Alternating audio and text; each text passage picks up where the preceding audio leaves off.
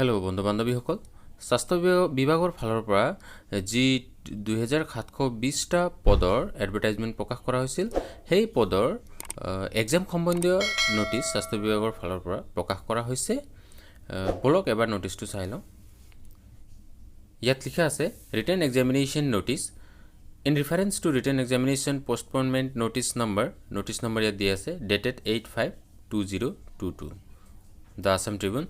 This is for information of all concerned that the written examination for grade 3 technical post under the Department of Health and Family Welfare, Government of Assam, is hereby rescheduled and will be held on 29th May 2022. The call letters for the written examination shall be uploaded in the government website www.dme.assam.gov.in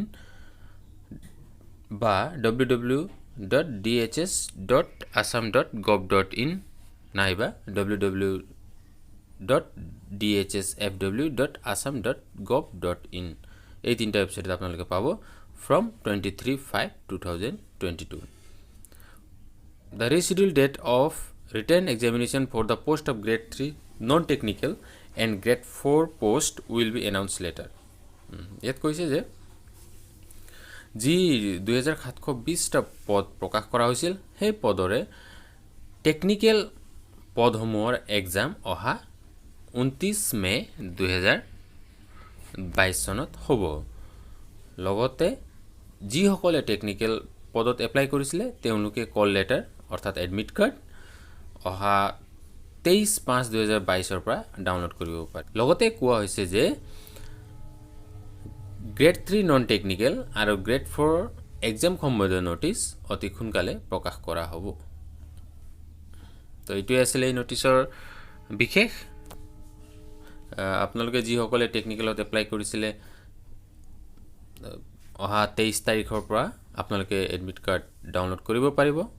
মনত ৰাখিব, আপোনালোকে www.dme.assam.gov.in বা www.dhs.assam.gov.in বা www.dhsfw.assam.gov.in আৰু www.ayush.assam.gov.in এই চাৰিটা ৱেবছাইটত গৈ